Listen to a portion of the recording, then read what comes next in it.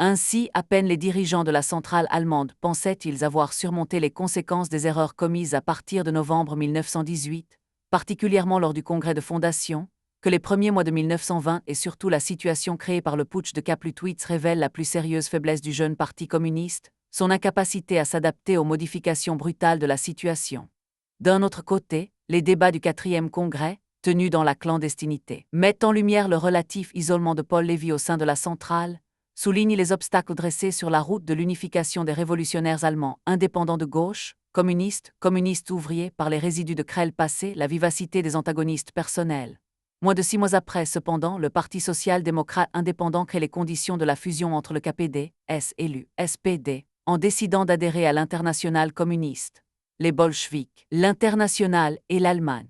L'existence et l'action de l'internationale communiste elle-même ont constitué dans ce développement un facteur décisif. Ce n'est pas, finalement, vers Spartaku que sont allés, avec leurs dirigeants de gauche, la masse des ouvriers indépendants, mais plus simplement vers Moscou, comme disaient à l'époque partisans et adversaires. Pour les bolcheviks, la création d'une puissance internationale était une question de vie ou de mort. Rappelant, au cœur de l'année 1920, les combats révolutionnaires livrés en Europe depuis 1917 et leur issue décevante.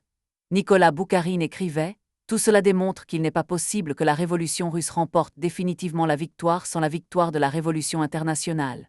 La victoire du socialisme est l'unique salut pour le monde dont la chair est mutilée et saignée à blanc. Mais sans la révolution prolétarienne en Europe, il est impossible que le prolétariat socialiste de Russie remporte une victoire durable. Les révolutions sont les locomotives de l'histoire. Dans la Russie arriérée, le prolétariat seul peut monter sur cette locomotive et en être l'irremplaçable conducteur. Mais il ne peut rester toujours dans les limites fixées par la bourgeoisie, il cherche à arriver au pouvoir et au socialisme.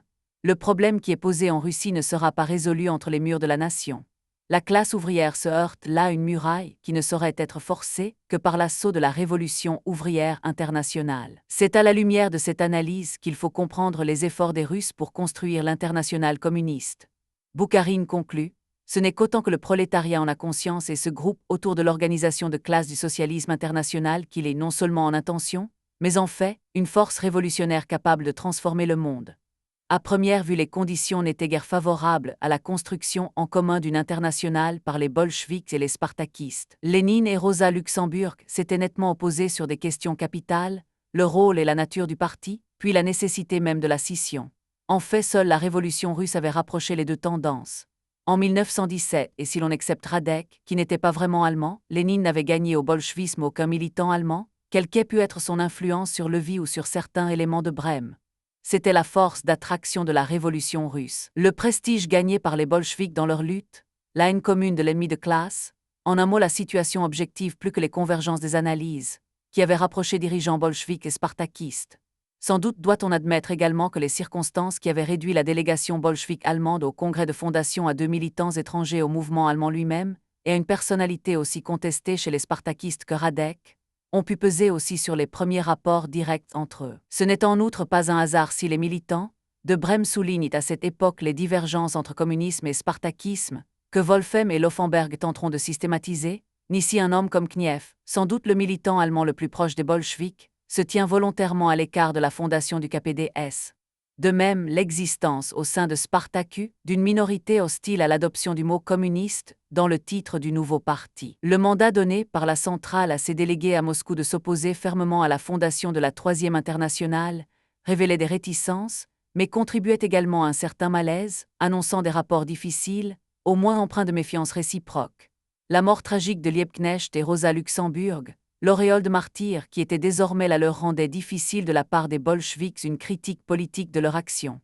Enfin et surtout, la lecture des rares lignes consacrées dans la presse du parti russe ou de l'internationale, ou dans les écrits de Lénine en 1918 et 1919, au mouvement ouvrier allemand, révèle l'absence d'informations précises et de liaisons politiques régulières, un contexte de toute façon peu favorable à la clarification politique, qui aurait été la condition nécessaire pour homogénéiser les analyses, les perspectives et les mots d'ordre. Il n'y a aucun militant allemand dans le premier exécutif de l'Internationale. Édouard Fuchs à la veille du premier congrès, et Berlin pour le congrès lui-même, Ernst Mayr au cours des mois qui suivent, ne font à Petrograd ou à Moscou que de brefs séjours. Formellement membre de l'Internationale, le KPD-S en est indépendant dans la pratique, puisque les militants liés aux bolcheviks ou membres de leur parti avec qui ils sont en contact en Allemagne, Radek, Bronski, Zak et Gladniv sont eux-mêmes coupés de toute liaison avec les Russes. La première liaison sérieuse et régulière n'est établie qu'à partir de l'automne 1919. À cette date arrive à Berlin un délégué de l'exécutif que l'histoire connaît sous le nom de camarade Thomas, faute d'avoir pu percer le secret de son identité réelle. L'homme qui se fait appeler ainsi avait travaillé en 1917 et 1918 à la mission russe de Berne, d'où il s'était fait expulser en novembre 1918. Revenu en Russie, affecté à la section de propagande qui dépendait de l'exécutif des Soviets, il avait pris part à la préparation du congrès de fondation qu'il avait porté à son bureau. Rédacteur à Petrograd de l'Internationale communiste, il y avait publié un article sur l'Allemagne sous le pseudonyme de N. James Gordon. Au début de l'été 1919, il est désigné pour se rendre à Berlin afin d'y mettre sur pied un secrétariat d'Europe occidentale de l'Internationale communiste, ce qu'il expliquera plus tard sous des formules laconiques. L'activité de l'IC devait être organisée en Occident et tout d'abord en Allemagne. Et sans le concours de vieux militants rompus au travail clandestin, on ne l'organiserait pas. Il fallait les envoyer de Moscou. Muni d'un important trésor de guerre, l'émissaire de l'Internationale atteint donc Berlin à la fin de l'automne, au terme d'un voyage mouvementé. Il y prend tout de suite contact avec Radek et avec la centrale du KPDS. Rapidement, il parvient à mettre sur pied à Hambourg, puis à Leipzig, des maisons d'édition, dont l'une publie en allemand Die Kommunistische Internationale. C'est à son initiative que se tient à Francfort-sur-le-Main une conférence des partis et groupes communistes occidentaux qui approuvent des thèses, très semblables à celles du congrès de Heidelberg, préparées par Talémé. En collaboration avec Radek, il avait déjà mis sur pied un bureau d'Europe occidentale composé de militants allemands ou liés au KPDS. Radek lui-même, Talémé, Bronski, Münzenberg et Édouard Fuchs. Il est difficile de considérer ce bureau comme une émanation de l'exécutif de l'IC. De même que Bronski, envoyé du parti bolchevique, s'était identifié en Allemagne aux éléments les plus antigauchistes du parti, de même le secrétariat d'Europe occidentale prend nettement position contre les éléments gauchistes et semble même, dans les thèses qu'il élabore à la fin de 1919, se situer très en retrait des positions de l'exécutif et même du congrès de fondation, puisqu'il appelle à la fondation de l'Internationale de la Révolution mondiale. La venue de Thomas à Berlin sert surtout à établir des liaisons clandestines sérieuses entre Berlin et Moscou qui permettront bientôt à l'exécutif d'être informé en quelques semaines de ce qui se passe en Allemagne et d'organiser les passages clandestins. Sans doute l'influence russe ne se fait-elle sentir que par les contacts directs, en Allemagne même, avec certains militants, contacts de Radek avec ses amis de Brême, qu'il arrive en définitive à arracher à l'opposition et à ramener au KPDS. Contact de Thomas à Berlin avec certains militants qui jouissent de la confiance des Russes, notamment Ernst Reuter-Friesland, dont les rapports avec les dirigeants berlinois de l'opposition Schröder, en particulier favorisent les plans de l'exécutif d'un rapprochement entre l'opposition et la centrale, même au lendemain du congrès de Heidelberg. La discussion publique qui se déroule à distance entre Lénine et Talémé n'est qu'un des aspects des relations de l'époque entre spartakistes et bolcheviks. Elle demeure toutefois épisodique, matériellement difficile. Au lendemain du putsch de Kapp, un manifeste de l'Internationale, rédigé en termes très généraux, salue en même temps la victoire de la grève générale sur les putschistes et la naissance de l'armée rouge allemande, publié le 25 mars à Moscou. Il est révélateur de l'ignorance de l'exécutif quant à la situation exacte qui prévaut en Allemagne à cette date. Le putsch de Kapp, les erreurs commises en la circonstance par la centrale du KPDS, vont marquer un tournant dans l'état d'esprit des membres de l'exécutif. Intervenir dans les affaires du parti allemand devient, pour eux, une obligation politique impérieuse. La première véritable intervention a lieu, on l'a vu, à propos de la déclaration d'opposition loyale de la centrale à l'égard d'un éventuel gouvernement ouvrier, au cœur de la question la plus controversée dans le parti allemand même. Elle met au jour d'importants désaccords, qui passent à l'intérieur même de l'exécutif et de son petit bureau. Condamnée par Radek comme par Boukharine, par Béla Henkenfreu aussi bien que Clara Zetkin, la déclaration d'opposition loyale est finalement soutenue par Lénine. Cette première discussion, vite interrompue par la prise de position de Lénine et le renvoi, sur sa proposition de l'ensemble du débat au prochain congrès de l'Internationale, présente des caractéristiques qui apparaîtront dans toutes les grandes discussions au sein du mouvement communiste international. Le recours, comme référence à des citations de Marx, voire de Lénine, à des exemples tirés de la politique des bolcheviks à tel ou tel moment de l'histoire russe, et la comparaison permanente avec les événements de l'année 1917 constituent les armes favorites des protagonistes. Lénine lui-même donne l'exemple. L'expérience russe est à ses yeux un atout majeur dans la discussion engagée en 1920 sur le gauchisme, et par là même, sur la méthode de construction des partis et de l'internationale. Conflit international avec les gauchistes. La discussion de fond ne peut être qu'internationale. C'est certes en Allemagne que s'est manifesté avec le plus de vigueur le courant gauchiste, et que s'est produite la première scission à gauche d'un parti communiste, celle qui aboutit en avril 1920 à la naissance du CAPT. Mais la tendance gauchiste est loin d'être proprement allemande et l'ensemble du mouvement communiste occidental est pénétré de son influence. C'est au sein du Parti communiste néerlandais que se trouvent les principaux théoriciens du courant, les anciens animateurs du groupe tribuniste, Henriette Roland-Holst, Hermann Gorté et Anton Pankoek, dont la contribution au débat international sera capitale. Une gauchiste britannique, Sylvia N. Pankhurst, provoque le premier échange sur ce terrain. En juillet 1919, elle écrit à Lénine, au nom de la Fédération britannique des ouvriers socialistes, afin de lui demander son soutien pour son organisation qui condamne toute action des révolutionnaires sur le plan parlementaire. Le malentendu, banal dans les conditions de l'époque, est évident. La réponse de Lénine est très politique, empreinte en même temps du souci d'éviter d'inutiles querelles. Il suggère, à titre provisoire, la constitution de 2 partis communistes anglais regroupant les révolutionnaires selon le critère de leur attitude à l'égard des élections et de la participation des communistes au Parlement bourgeois. En même temps, une circulaire de l'exécutif ouvre la discussion dans l'international. Soucieux de ne pas engager un dialogue de sourds, ni un faux débat sur les principes, l'exécutif commence par rappeler le cadre dans lequel doit être menée, selon lui, la discussion. La révolution russe d'octobre 1917 a tracé à l'intérieur du mouvement ouvrier une nouvelle ligne de clivage. Le programme universel et unificateur des communistes implique, en effet, la reconnaissance de la lutte pour la dictature du prolétariat sous la forme du pouvoir soviétique. Dans ces conditions, la discussion sur l'utilisation du Parlement bourgeois par les communistes n'est obscure que par suite d'une confusion entre le parlementarisme, expression d'un choix politique en faveur du système parlementaire, et la participation de révolutionnaires à des assemblées élues qu'ils utilisent comme des tribunes. Participer aux élections ne peut être considéré comme une règle absolue, mais il ne saurait être question de s'y opposer par principe. La circulaire affirme, il n'y a pas matière à scission sur cette question secondaire. Or, c'est vers cette époque que Rutger, communiste hollandais, parvient à Amsterdam avec la mission, reçue à Moscou, de fonder un secrétariat d'Europe occidentale de l'Internationale communiste qui serait également chargé de la liaison avec l'Amérique. La mission de Rutger recouvre celle qui a été confiée à Thomas, ce qui n'a rien d'extraordinaire si l'on considère la difficulté des communications et la nécessité d'assurer au mieux l'existence d'une antenne en Europe occidentale. Le résultat va être pourtant un sérieux conflit entre le bureau d'Amsterdam, animé par les communistes hollandais, aux fortes tendances gauchistes, et le secrétariat de Berlin inspiré par le KPDS. Le 3 février 1920, en effet, se réunit à Amsterdam une conférence internationale convoquée par Rutger, avec la participation de délégués mandatés du Parti hollandais, des différents groupes britanniques, de l'Américain Louis Frenna, du Russe Borodine, de retour du Mexique, de représentants non mandatés d'Indonésie, de Chine, de Hongrie, une vingtaine au total. Il n'y a aucun délégué du KPDS ni du secrétariat de Berlin. Selon Clara Zetkin, ils n'ont été prévenus de la tenue de la conférence que l'avant-veille de son ouverture, le 31 janvier. La conférence se déroule pendant 4 jours, puis doit s'interrompre. La police disposant d'un agent qui a enregistré les débats, les délégués étrangers sont arrêtés et expulsés. Elle ne reprendra pas. Clara Zetkin, qui arrive alors avec Paul Froelich Munzenberg et une déléguée suisse, est accueillie par la police hollandaise décidément bien informée. Elle proteste avec indignation auprès de Rutger et des autres contre la tenue de ce qu'elle appelle une conférence croupion, aussi mal préparée. Le KPDS a d'autres sérieux motifs de mécontentement.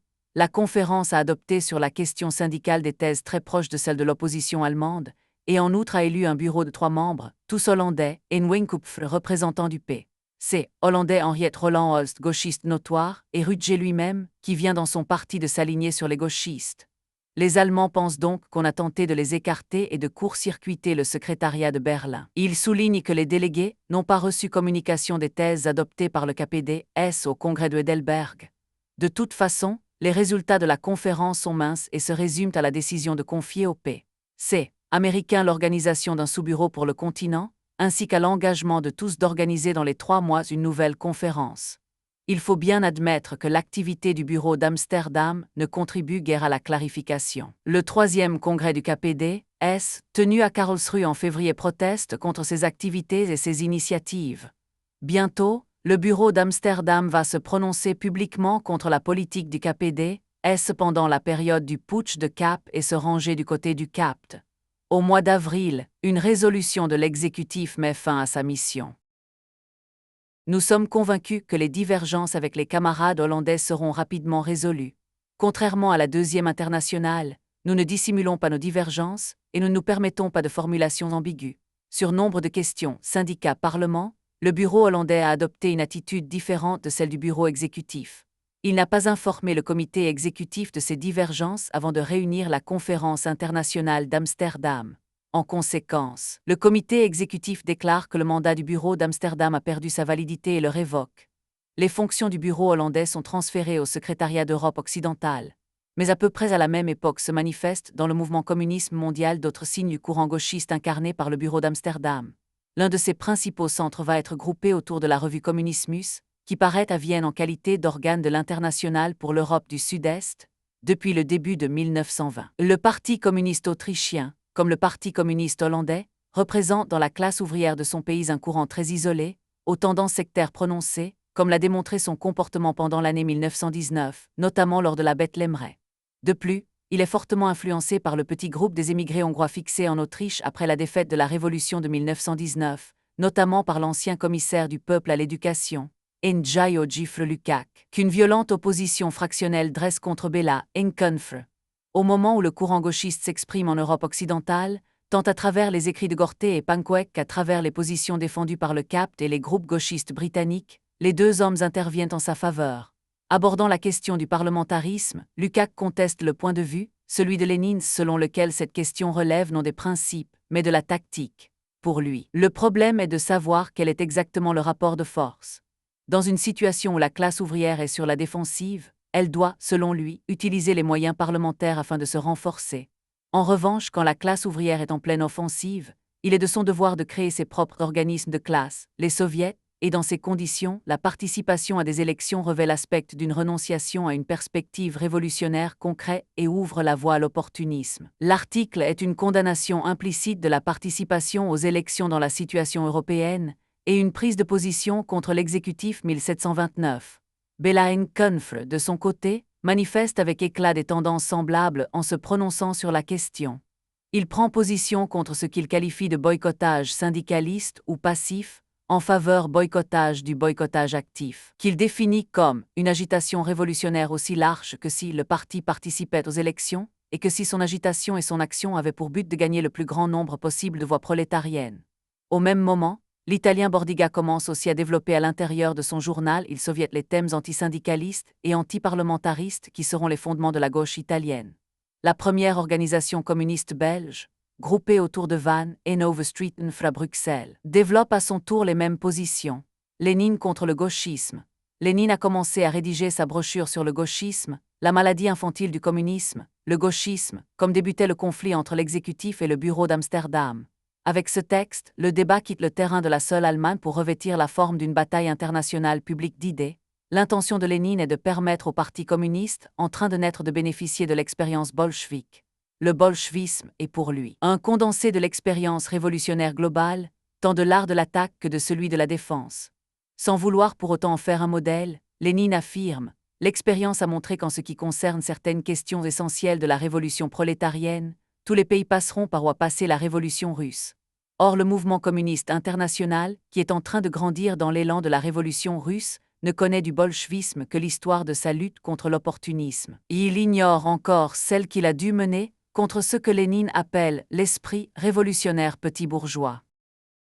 Les gauchistes en effet nient la nécessité d'un parti révolutionnaire, opposent en permanence les masses à leurs chefs ou dirigeants. C'est là pour Lénine une distinction qui crée pour le mouvement révolutionnaire un réel danger. Car il existe effectivement à l'intérieur de la classe une aristocratie ouvrière opportuniste, petite bourgeoise, dont les chefs n'ont jamais cessé de passer du côté de la bourgeoisie. Ces chefs-là sont effectivement entièrement détachés des masses, c'est-à-dire des larges couches de travailleurs, de la majorité des ouvriers les plus mal payés. C'est le devoir des révolutionnaires que d'œuvrer pour détacher les masses de ces chefs-là. Mais ils ne peuvent y parvenir que s'ils voient la situation telle qu'elle est. Nous devons entreprendre l'édification du socialisme, non pas en partant de l'imaginaire, non pas avec du matériel humain que nous aurions spécialement formé à cet effet, mais avec l'héritage du capitalisme.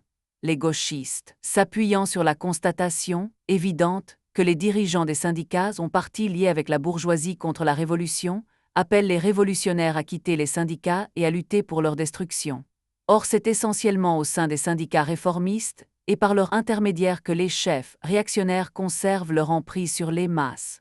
Le devoir des communistes est donc, au contraire, de militer à l'intérieur des syndicats afin de disputer aux chefs réformistes la direction des masses. Renoncer à l'action au sein des syndicats rétrogrades, c'est abandonner les masses ouvrières à l'influence des leaders réactionnaires de l'aristocratie ouvrière, des ouvriers embourgeoisés.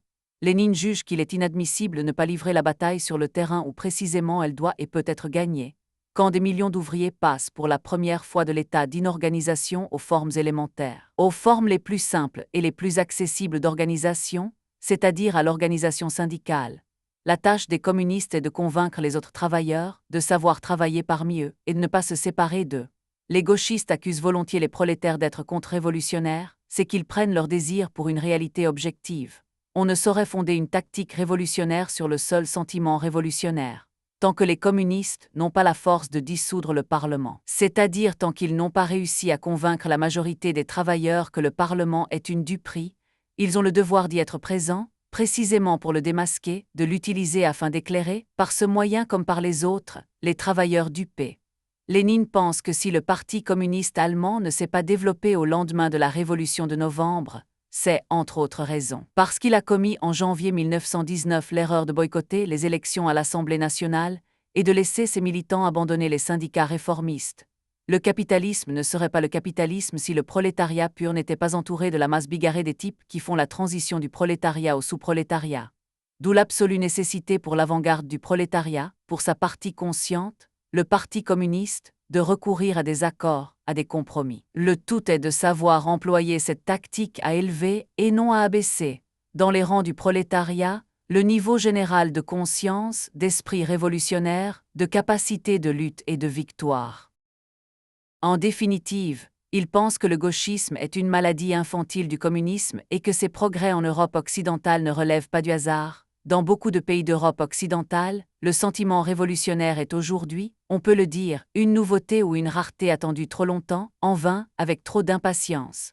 Et peut-être est-ce pour cela que l'on cède avec tant de facilité au sentiment. Le problème est d'autant plus important que la tâche des révolutionnaires en Europe occidentale est plus ardue, étant donné la situation historique concrète, extrêmement originale de 1917, il a été facile à la Russie de commencer la révolution socialiste, tandis qu'il lui sera plus difficile qu'aux autres pays d'Europe de la continuer et de la mener à son terme.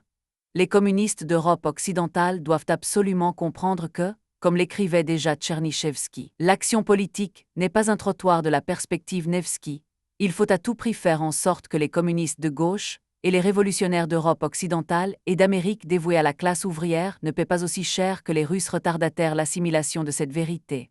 La fréquence des références aux thèses de l'opposition allemande, au Parti social-démocrate indépendant dont les militants ouvriers sont en marche vers le communisme, montre quelle est la préoccupation de Lénine, empêcher le gauchisme du mouvement communiste allemand de constituer un obstacle à la fusion, dans un parti révolutionnaire, de tous les éléments ouvriers, dont une minorité se trouve au sein des deux partis communistes et la grande majorité au Parti social-démocrate indépendant. La réponse d'Hermann Gorté. C'est Gorté qui répond à Lénine au nom des gauchistes. Il déplore la publication de sa brochure, dont il estime qu'elle va renforcer en Occident la position des chefs opportunistes de partis socialistes qui ont déjà adhéré ou s'apprêtent à adhérer à la Troisième Internationale. Pour lui, Lénine se trompe parce qu'il transpose mécaniquement en Occident l'expérience russe, alors que l'Europe de l'Ouest et de l'Est constitue deux mondes profondément différents. Le prolétariat occidental ne peut en effet, à la différence du prolétariat russe en 1917, compter sur l'appui d'une masse de paysans pauvres, qui n'existe pas. Il est complètement isolé au sein de la société. Pour cette raison, les efforts exigés des masses pour le succès de la révolution sont plus grands et le rôle des chefs bien moindre. La puissance du prolétariat occidental dans la lutte révolutionnaire ne peut reposer que sur sa qualité. Le rôle des communistes est donc d'abord d'élever les masses comme unités et sommes d'individus à un degré supérieur de développement, d'éduquer les prolétaires, un par un, pour en faire des lutteurs révolutionnaires, en leur faisant voir clairement que tout dépend d'eux. Gorté est persuadé que Lénine ignore tout de la situation réelle du prolétariat d'Europe occidentale, et qu'il se berce d'illusions quand il écrit que l'avant-garde est gagnée, ou encore que le temps de la propagande est révolu. Depuis des décennies en effet, les ouvriers occidentaux sont sous l'étroite dépendance idéologique de la culture bourgeoise, et particulièrement des idées bourgeoises sur la démocratie parlementaire.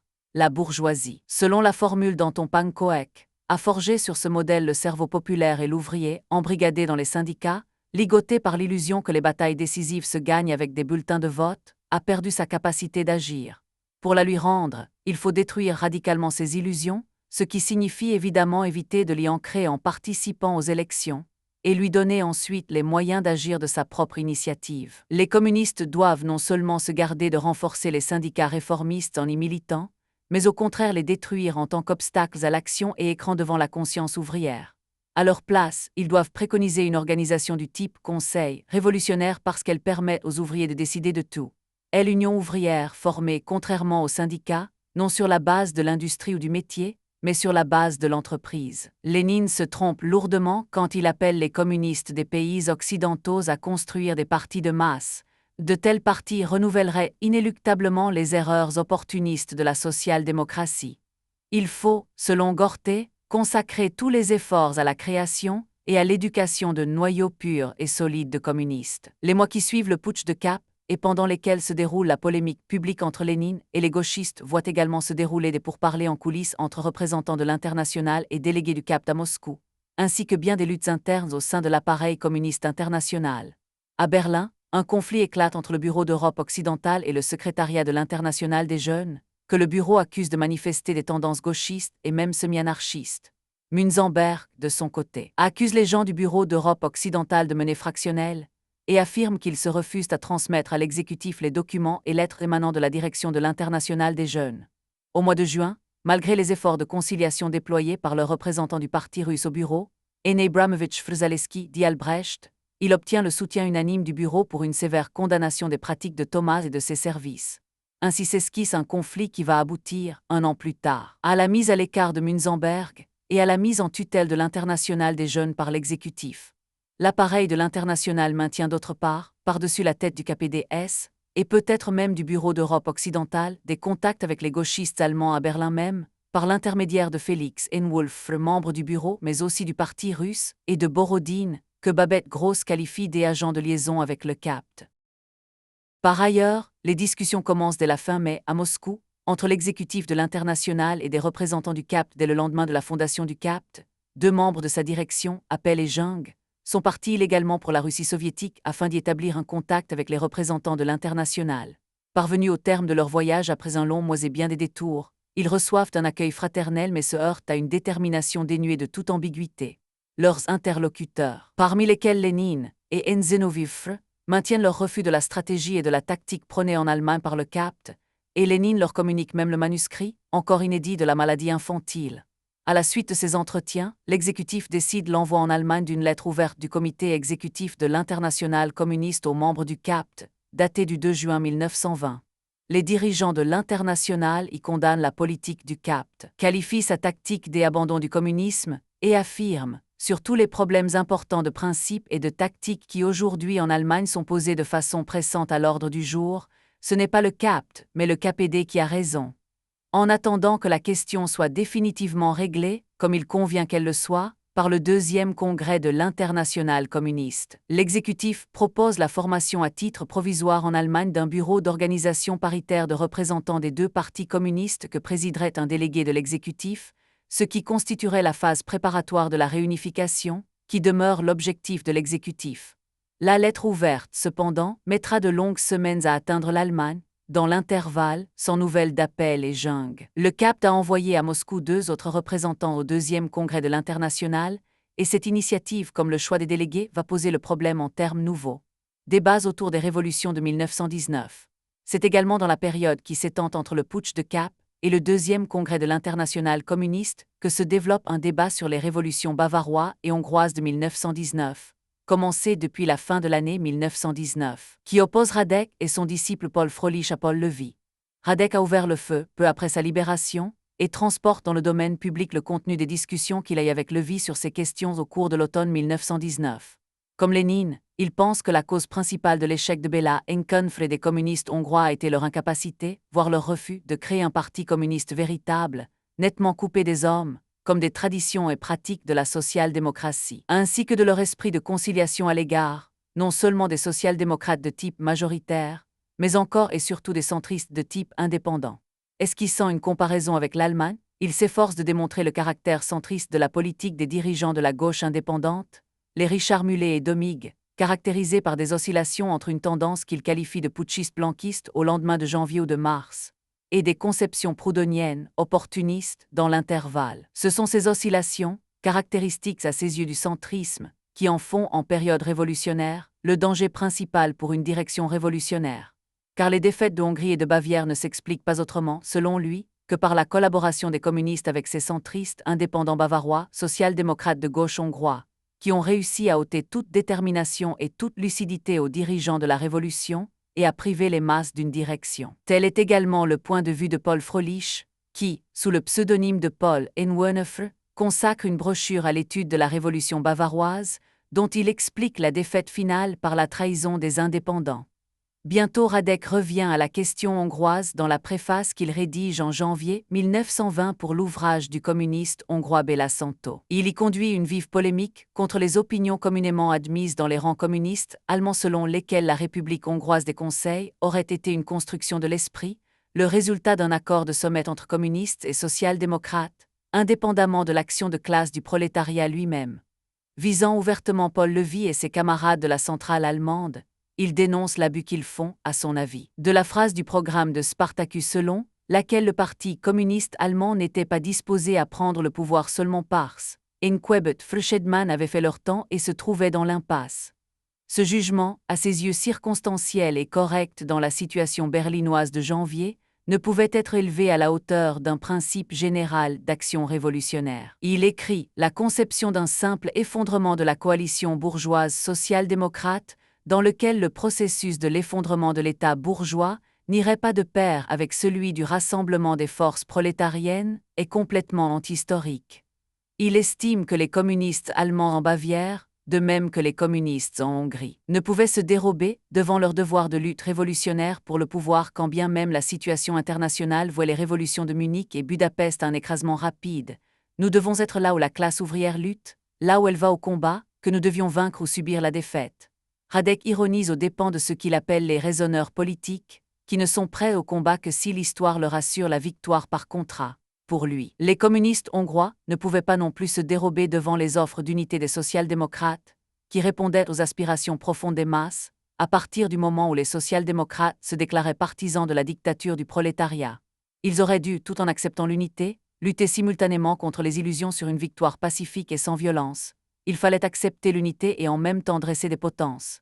Telle est en effet pour lui la leçon de la révolution russe et de la guerre civile. On ne doit pas se contenter de thèses, mais agir en révolutionnaire. Et dans ce cas, la défaite servira aux prolétaires du reste du monde d'exemple et de leçon d'énergie. Directement visé, Lévy relève le défi. Il pense, comme Rosa Luxemburg, que la conscience de classe du prolétariat constitue la condition nécessaire pour la prise du pouvoir et affirme « Ce qui est décisif, ce n'est pas l'élément négatif du côté de la bourgeoisie, mais l'élément positif du côté du prolétariat. Le signal positif pour la prise du pouvoir du prolétariat se trouve dans le prolétariat seul et s'exprime dans le stade d'évolution révolutionnaire qu'il a atteint. Contrairement à ce que pense Radek, il n'y a pas corrélation entre le degré de confusion et de désorganisation atteint par la bourgeoisie et le degré de clarté et d'organisation atteint par le prolétariat. L'exemple allemand, la grande illusion de l'unité en novembre 1918, le démontre clairement. À une totale impuissance et à une confusion momentanée de la bourgeoisie n'ont pas répondu clarté et décision dans le prolétariat, mais au contraire une impuissance et une confusion tout aussi grandes. Essayant de préciser la pensée de Rosa Luxemburg, Lévy écrit « Normalement, entre la nuit bourgeoise et le jour prolétarien se glisse un crépuscule. Dans une telle situation, quand la force de la bourgeoisie peut en certains cas avoir à ce point diminué qu'il serait déjà matériellement possible à une minorité infime de s'emparer du pouvoir, nous communistes, nous sommes placés devant la première tâche positive que nous ayons à accomplir, l'organisation du prolétariat en tant que classe au sein des conseils. Et je crois que le résultat, le niveau atteint par ce processus d'organisation de la classe prolétarienne, qui, naturellement, ne peut être de façon précise conforme à un formulaire sur le système des conseils, mais consistera en une succession de hauts et de bas, de manifestations, d'interventions, de luttes, etc., indique le moment où les communistes doivent prendre le pouvoir. Je pense que c'est cela et rien d'autre que Rosa Luxemburg a voulu exprimer. L'erreur des communistes hongrois est donc bien, selon Lévy, d'avoir voulu prendre, et d'avoir pris, le pouvoir alors que le prolétariat n'était pas prêt, alors que, comme en Allemagne en 1918, Sa conscience de classe était encore obscurcie par les tragiques illusions sur l'unité de tous les socialistes. Sans nier la nécessité de la terreur de classe, Levy réfute avec énergie l'argument de Radek sur la nécessité d'ériger des potences. Élever l'érection de potences à la hauteur d'une méthode pour unifier et souder le prolétariat au moment de la constitution du pouvoir des conseils. Procéder à l'organisation et à la consolidation du prolétariat, non pas sur la base de la volonté claire et sans équivoque de la grande majorité du prolétariat, de son accord conscient avec les idées, les buts et les méthodes de lutte du communisme, mais sur la base d'exécutions capitales et de pendaisons, me paraît, je ne veux pas être trop dur, une méthode très malheureuse. À ma connaissance, la République des conseils russes n'a pas placé la potence dans son emblème entre la faucille et le marteau. Je crois que cette omission n'est pas l'effet du hasard ni d'une simple pudeur, mais qu'elle provient de ce que la République russe des conseils, et elle aussi, construite sur d'autres bases que celles que recommande le camarade Radek pour la Hongrie. Le lien qui fait la cohésion du prolétariat en tant que classe n'est sans doute pas une guirlande de roses, mais ce n'est pas non plus la corde d'un gibet. Les fautes des communistes en Bavière sont d'une autre nature. Réorganisés et épurés par Léviné, les communistes bavarois ne se sont en effet pas laissés prendre au piège de l'unité socialiste. Très correctement, ils ont refusé de soutenir le monstre, qu'était la première république des conseils de Bavière née de l'accord entre anarchistes, majoritaires et indépendants. Mais ils ont pris le pouvoir parce que les ouvriers de Munich le voulaient, et parce qu'ils ont pensé, comme Radek, que leur devoir était d'être avec les masses ouvrières, même quand elles se trompaient. Levy estime en effet que la responsabilité des communistes ne se réduit pas à la solidarité avec les masses à tel ou tel moment, mais qu'elle est de diriger l'action pour tout le prolétariat et pour toute la période révolutionnaire. Ce qui caractérise les communistes, c'est qu'ils ont un objectif révolutionnaire, universel, et la responsabilité de conduire les masses ouvrières à la victoire, lancer les mots d'ordre que les masses ont précisément toujours à la bouche sans tenir compte du vaste contexte de la révolution. Ce n'est pas communiste, c'est indépendant. Si nous, communistes, devions nous placer toujours inconditionnellement sur les positions des masses, si nous devions lutter toujours pour leurs objectifs de lutte du moment, nous abdiquerions non seulement notre droit politique à nous déterminer nous-mêmes, mais nous nierons en outre notre rôle dirigeant dans la révolution. Nous n'en serions plus alors la tête, mais la queue. Retournant contre Radek l'exemple de la révolution russe, il démontre que c'est précisément cette attitude qui a été celle des bolcheviks en juillet 1917. Ils n'ont pas hésité à Petrograd, à se situer contre le courant et à braver une impopularité provisoire pour défendre une perspective qu'ils estimaient juste. Citant Lénine, il rappelle qu'il ne suffit pas d'être un partisan du socialisme ou un communiste. Il faut encore, à chaque moment, savoir trouver dans la chaîne le maillon particulier qu'il faut tirer de toutes ses forces pour saisir toute la chaîne et préparer de façon durable le passage au maillon suivant. Et de ce point de vue, ce n'est pas du tout reculer, mais au contraire s'accrocher durablement à la révolution que de lancer des mots d'ordre tactiques qui permettent d'éviter une défaite certaine ou prévisible. La conclusion de Levy porte sans aucun doute l'empreinte des décevants années 1918-1919, car l'habitude des défaites ne lui en a pas donné le goût, depuis les journées de lutte armée de Berlin en janvier et mars 1919, depuis la fin de Munich et celle de la Hongrie, ma foi dans les vertus miraculeuses de la défaite est ébranlée. Je ne crois pas que l'on ait raison de passer aussi légèrement que le fait Radek sur des défaites aussi lourdes que la défaite hongroise. J'ai peur que, les choses étant ce qu'elles sont, la situation en Hongrie ne permette pas avant longtemps au prolétariat de ce pays de déployer cette volonté renforcée et approfondie dont parle Radek. Je recèle la Hongrie de même que Munich comme apportée au passif, non à l'actif de la révolution mondiale, et ne puis me persuader que c'est agir en direction communiste que de conduire des actions comme s'il était indifférent que leurs résultats soient apportés à l'actif ou au passif. Et je suis encore moins disposé à dire qu'il faut provoquer une défaite si on ne peut provoquer une victoire, sous prétexte que la défaite aussi a du bon. En fait, la discussion autour des révolutions bavaroises et hongroises n'est pas, en Allemagne surtout, une discussion académique. Ce que Levy combat à travers les arguments de Radek, c'est au moins autant le putschisme, qui a été dans le parti, sa bête noire, que la forme militaire du bolchevisme de guerre civile qui s'exprime à travers les arguments en faveur de la terreur, et c'est de toute façon ce que les spartakistes ont tendance à considérer comme une manifestation de blanquisme. La tentation pour le parti de se substituer au prolétariat, l'illusion gauchiste des années d'après-guerre. De leur côté, des hommes comme Radek et Froelich flairent dans l'hostilité de Lévy au putschisme une tendance à l'attentisme, une inclination à la seule activité propagandiste, une forme subtile d'opportunisme qui, sous prétexte de convaincre et de gagner la majorité des prolétaires, renoncerait en fait à l'action révolutionnaire, qu'elle remettrait toujours à une conjoncture plus favorable. Les divergences, pour le moment, ne sont pas fondamentales, mais elles risquent de le devenir. En attendant, le problème reste posé en ces termes. Comment construire le Parti communiste? Comment gagner au communisme les centaines de milliers d'ouvriers qui ont tourné le NSDOSFR au parti de NOSKFR, d'Hébert et de Shedman et qui ont constitué la base du Parti social-démocrate indépendant, ce parti centriste qui constitue en fait aujourd'hui, aux yeux des dirigeants de Berlin comme de ceux de Moscou, l'obstacle à la conquête par le communisme d'une substantielle fraction de la classe ouvrière, l'internationale et les indépendants. Ce problème précis de la conquête des masses qui suivent les dirigeants indépendants a fourni à Lénine, dans La maladie infantile, l'exemple qui lui sert à démontrer la nécessité des compromis. Contre les partisans des petits noyaux durs et solides, il écrit que les événements récents ont confirmé l'opinion qu'il avait toujours défendue, à savoir que la social-démocratie révolutionnaire d'Allemagne était encore plus près qu'aucun autre parti du parti dont le prolétariat révolutionnaire a besoin pour triompher.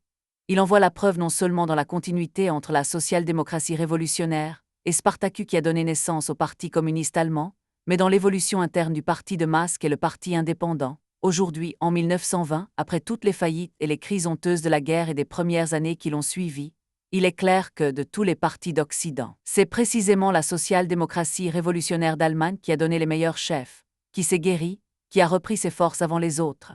On le voit aussi bien pour le parti spartakiste et pour l'aile gauche du Parti social-démocrate indépendant d'Allemagne qui mène une lutte sans défaillance contre l'opportunisme et la faiblesse des Kautsky, des Einhilferdingfer, des Ledebourg et des Crispien. En 1919 pourtant, Lénine était loin de porter une appréciation aussi favorable sur l'aile gauche du parti indépendant. Dans un article consacré à la conférence de Berne, il s'en était pris avec vigueur à son porte-parole, Domig, qu'il avait accusé de byzantinisme, de servilité à l'égard des préjugés philistins de la petite bourgeoisie, dont il disait que le gauchisme ne valait pas un liard, qu'il était un parti bourgeois quoi et un gignard réactionnaire. C'est la même méfiance qui semble inspirer l'attitude de Radek avant le congrès de Leipzig. Le développement de la gauche du parti indépendant pendant l'année 1919, le ralliement du parti au principe de la dictature du prolétariat, la décision de Leipzig concernant l'international, avaient infléchi l'attitude des dirigeants de l'exécutif, sans pour autant modifier leur attitude fondamentale à l'égard des dirigeants du centre et de la droite. Il s'agit pour eux désormais de gagner la majorité des travailleurs qui suivent le parti indépendant à une adhésion à l'internationale communiste, qui ne saurait qu'avoir des conséquences importantes sur ce parti lui-même. Dès le lendemain du congrès de Leipzig, Radek, à la veille de son retour en Russie, a une discussion officielle avec l'exécutif indépendant sur les perspectives d'adhésion. Le 15 décembre, Crispien, au nom du parti, s'adresse à l'exécutif de l'Internationale en même temps qu'au Parti socialiste d'Europe hostiles à la Deuxième Internationale, en leur proposant l'organisation d'une conférence internationale qui pourrait se tenir en Allemagne ou en Autriche. Ainsi s'esquisse l'application de la tactique élaborée par les dirigeants indépendants, tout faire pour n'être pas seul en face des Russes. Les réactions des différents organismes de l'international sont révélatrices d'un certain manque d'homogénéité. Le secrétariat d'Europe occidentale, dont le siège est à Berlin, est le premier à répondre, de façon brutale et comme si le congrès de Leipzig ne constituait pas un élément nouveau. Il signifie aux indépendants qu'ils ont encore à faire la preuve qu'ils sont révolutionnaires. Et ils se refusent à toute discussion avec des partis qui comptent encore dans leur rang des social-patriotes. Ils déclarent ne pouvoir envisager avec le parti indépendant que des négociations publiques, à travers lesquelles il est clair qu'il entend mener une lutte politique impitoyable. La réponse de l'exécutif en date du 5 février est bien plus positive. Sans doute ce texte, signé de T.N. Zenoviv, constitue-t-il pour une bonne part un réquisitoire sévère contre la direction du parti indépendant, dont la politique a été une oscillation continuelle entre la trahison ouverte du type NOSKFR et la voie du prolétariat révolutionnaire.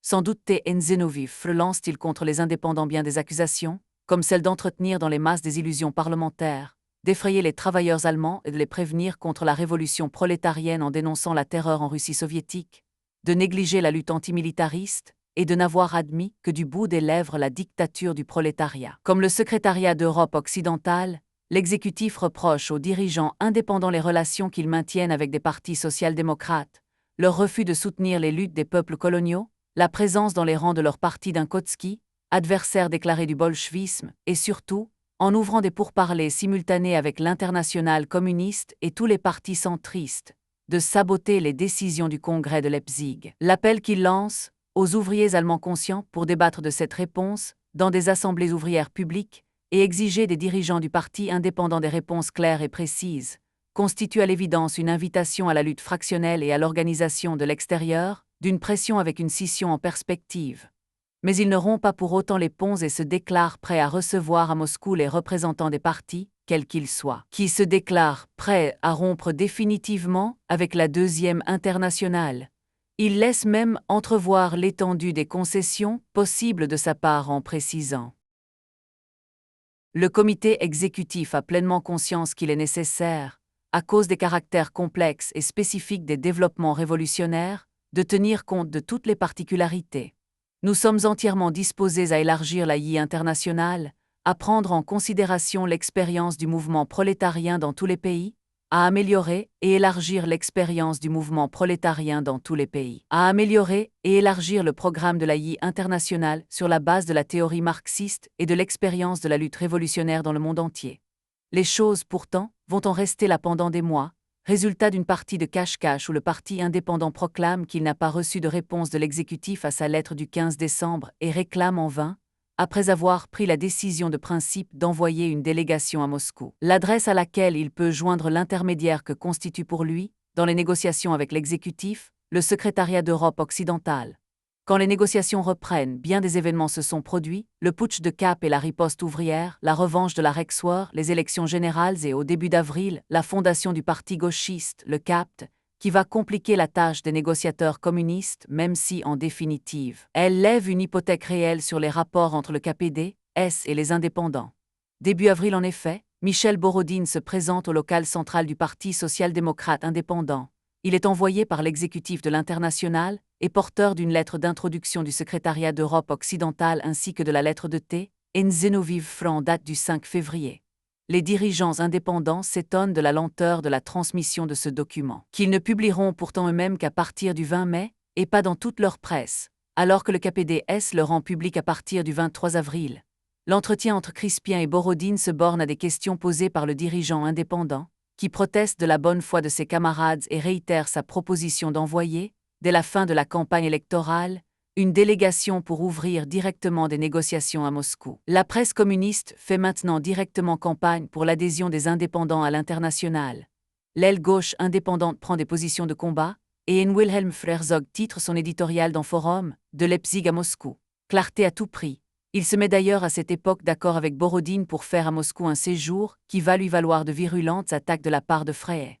Les conversations directes se poursuivent à Berlin à partir du 30 avril, avec la venue d'Alexandre Kliapnikov, qui est invité le 7 mai à une session de l'exécutif indépendant.